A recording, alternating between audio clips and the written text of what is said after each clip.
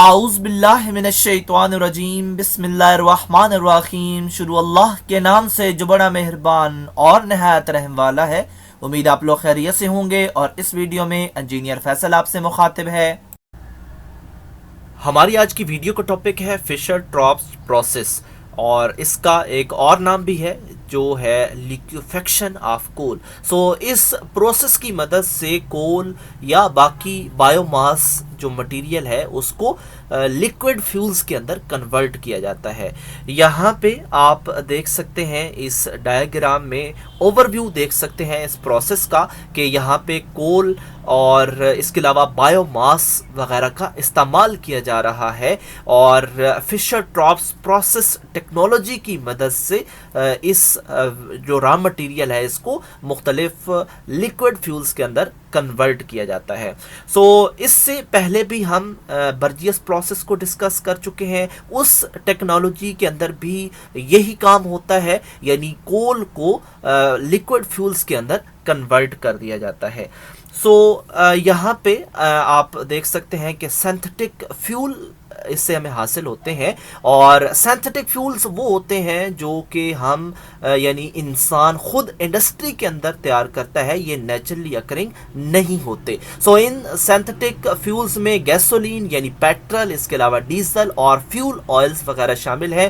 Fuel oils mostly furnaces वगैरह के अंदर इस्तेमाल किए जाते हैं। ये सिंथेटिक फ्यूल हमें लिक्विफेक्शन ऑफ कोल से हासिल होते हैं और इसके अलावा बायोमास का मटेरियल भी एज अ रॉ मटेरियल इस्तेमाल किया जा सकता है फिशर ट्रॉप्स प्रोसेस के अंदर। फिशर ट्रॉप्स मेथड जर्मनी में 1925 में डेवलप हुआ और इसके अंदर hard coke as a raw material इस्तेमाल किया गया। इस हार्ड कोक को कन्वर्ट किया गया कार्बन मोनोऑक्साइड और हाइड्रोजन में। कैसे कन्वर्ट किया गया? इस रेड हॉट कोक के ऊपर से स्टीम पास करवाई गई जिसके नतीजे में हमें वाटर गैस हासिल हुई और यहाँ पे आप देख सकते हैं कि 1200 सेंटीग्रेड पे ये रिएक्शन हुआ। ये H2O जो है ये स्टीम है और इसको कोक के ऊपर से गुजारा गया। उसके नतीजे में हमें वाटर गैस के अंदर हाइड्रोजन और कार्बन मोनोऑक्साइड दोनों शामिल होती हैं। यहाँ पे जो वाटर गैस हमें हासिल हो रही है इसके अंदर क्योंकि कार्बन मोनोऑक्साइड भी शामिल है, इस कार्बन मोनोऑक्साइड को रिमूव किया गया। कैसे रिमूव किया गया? इसको कन्वर्ट कर दिया गया कार्बन डाइऑक्साइड के अंदर। यहाँ पे आप देख सकते हैं कि कैटलिस्ट की मौजूदगी में इस CO को मज़ीद स्टीम के साथ रिएक्ट करवा के कार्बन डाइऑक्साइड में कन्वर्ट कर दिया गया। इस रिएक्शन में यानी CO2 डेवलप करने के लिए कैटलिस्ट का इस्तेमाल किया जाएगा, यानी आयरन ऑक्साइड कैटलिस्ट, और 450 सेंटीग्रेड टेम्परेचर भी इसके लिए रिक्वायर्ड है।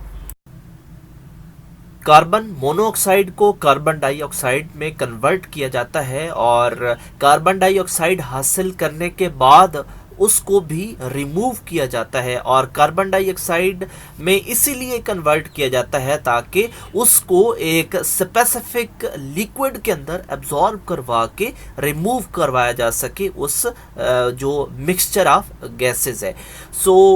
इसके लिए अमोनिकल क्यूप्रस फॉर्मेट सॉल्यूशन का इस्तेमाल किया जाता है और ये काम किया जाता है एक एब्जॉर्बर के अंदर जिसमें गैस और लिक्विड काउंटर करंटली आपस में रिएक्ट करते हैं, यानी जो गैस है वो बॉटम से और जो लिक्विड है वो टॉप से शॉवर किया जाता है और दोनों आपस में जब मिलते हैं तो जो CO2 गैस है वो उसके अंदर एब्जॉर्ब हो जाती है और इस तरह हम उसको सेपरेट कर लेते हैं। इसके अलावा जो हाइड्रोजन है वो फिर बच जाती है और जो बाकी वाटर गैस है उसके अंदर जो हाइड्रोजन है वो 2 और जो कार्बन मोनोऑक्साइड है वो 1 जो पार्ट उसमें शामिल होती है, यानी 2:1 रेशो से उस मिक्सचर में हाइड्रोजन और कार्बन मोनोऑक्साइड मौजूद होते हैं।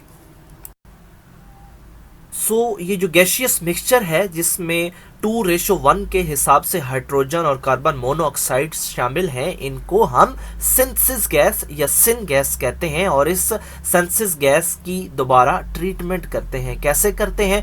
इस सिंथेसिस गैस को एटमॉस्फेरिक प्रेशर के ऊपर एक डाईएटोमेशियस अर्थ या उसको कसलोगर कहते हैं, उसके ऊपर कोबाल्ट थोरियम ऑक्साइड कैटलिस्ट मौजूद होता है। सो ये आपस में 180 से 200 सेंटीग्रेड की मौजूदगी में रिएक्शन करते हैं और इस रिएक्शन के नतीजे में हमें पैराफिन्स और ओलिफिन्स हासिल होते हैं। सो जो रिएक्शन यहाँ पे होता है, यहाँ पे आप देख सकते हैं कि हमें इस रिएक्शन के नतीजे में पैराफिन्स और ओलिफिन्स हासिल हो रहे हैं। इस रिएक्शन के नतीजे में हासिल होने वाली प्रोडक्ट गैसियस फेज में होती है और इस गैसियस फेज को लिक्विड में कन्वर्ट किया जाता है with the help of condenser. ये जो कंडेंसर है ये वाटर कूल्ड कंडेंसर होते हैं, यानी वाटर एज अ कूलेंट इस्तेमाल किया जाता है। इनको हासिल करने के बाद यानी लिक्विड फेज में प्रोडक्ट हासिल करने के बाद मज़ीद उसको फ्रैक्शनेटिंग कॉलम में भेजा जाता है, जबकि जो रेजिडुअल गैसियस मिक्सचर होता है यानी वो गैसेस या वेपर्स जो हमारी प्रोडक्ट में शामिल नहीं होते, एक रेजिड्यू होता है, उनके अंदर प्रोपेन और ब्यूटेन शामिल है, तो इनको जो है एक्टिवेटेड कार्बन के अंदर एब्जॉर्ब करवा के सेपरेट करवाया जाता है और एक्टिवेटेड कार्बन्स को दोबारा रीजनरेट कर लिया जाता है। जो प्रोडक्ट है हमारी कंडेंसर से हासिल होने वाली, उसको मज़ीद ट्रीटमेंट के लिए फ्रैक्शनेटिंग डिस्टिलेशन कॉलम के अंदर भेजा जाता है, जहां से हम अपनी जो प्रोडक्ट्स हैं उनकी सेपरेशन करते हैं। उसके अंदर लो ग्रेड मोटर स्पिरिट शामिल है, इसके अलावा हाई ग्रेड डीजल ऑयल शामिल है, इसके अलावा हैवी ऑयल और वैक्सेस जैसी प्रोडक्ट हम हासिल करते हैं। जो कोल गैसिफिकेशन का प्रोसेस है, यानी जो फर्स्ट रिएक्टर में रिएक्शन होता है उसको कोल गैसिफिकेशन कहते हैं। और क्योंकि उसके लिए भी डिफरेंट टेक्नोलॉजीज अवेलेबल हैं ताकि जो इकोनॉमिक प्रोसेस है उसको अवेल किया जाए। लर्जी प्रोसेस है और ये प्रोसेस 22 से 30 एटमॉस्फेरिक प्रेशर पे ऑपरेट होता है। कोल गैसिफिकेशन के लिए ये सबसे बेस्ट प्रोसेस है और फिर इसी प्रोसेस के ज़रिए सिंथेसिस गैस को हासिल किया जाता है। फिशर ट्रॉप्स प्रोसेस की डेवलपमेंट पे कोबाल्ट एज अ कैटलिस्ट इस्तेमाल किया गया, लेकिन कोबाल्ट एक कॉस्टली कैटलिस्ट है। लेटेस्ट आयरन ऑक्साइड कैटलिस्ट को इस्तेमाल किया जा रहा है फिशर ट्रॉप्स प्रोसेस के रिएक्शन के लिए। इस प्रोसेस के जो रिएक्शंस हैं वो हाईली एक्सोथर्मिक रिएक्शन है। एक्सोथर्मिक का मतलब है कि इसके अंदर से हीट खारिज होती है। जब खारिज होती है तो प्रोसेस का टेम्परेचर क्रिटिकल कंडीशन इख्तियार कर लेता है। इसका कंट्रोल जो है वो ज़रूरी है। और अगर हम इसके मेन ऑपरेटिंग वेरिएबल्स की बात करें तो इस रिएक्शन के दौरान जो वेरिएबल्स हमें कंट्रोल करने पड़ेंगे वो टेम्परेचर है, प्रेशर है और रिसाइकल रेशो है। अगर टेम्परेचर, प्रेशर और कैटलिस्ट को हम एक सूटेबल कंडीशन पे सेलेक्ट करें तो जो गैसोलीन और डीजल की प्रोडक्शन है, जो यील्ड है, उसको इंक्रीज किया जा सकता है।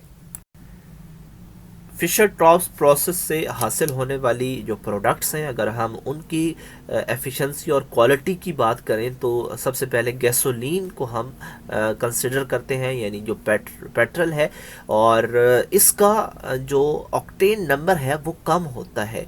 यानी फ्रैक्शनेटिंग कॉलम से जो हमें पेट्रोल हासिल हो रहा है उसका ऑक्टेन नंबर कम होता है। मज़ीद इसको प्रोसेसिंग की ज़रूरत होती है और इसके लिए कैटालाइटिक रिफॉर्मिंग का प्रोसेस किया जाता है। और जो इस प्रोसेस से हमें डीजल हासिल होता है उसका ऑक्टेन नंबर ज़्यादा होता है, यानी मोर देन 100।